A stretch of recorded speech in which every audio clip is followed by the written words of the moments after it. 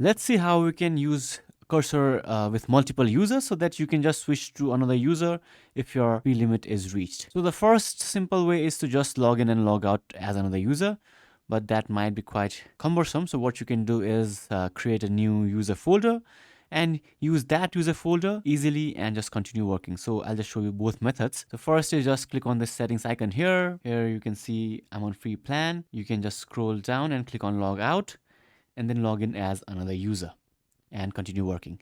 So this is the manual method, right? What you can do is, okay, let me just show it to you. First, go to a folder where you can create different folders for different users, right?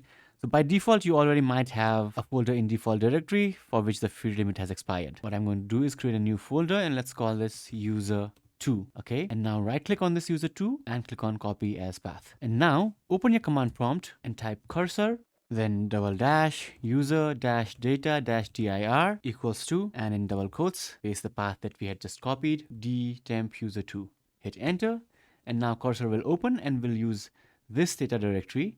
And since this data directory does not have a user logged in, it will ask you to log in.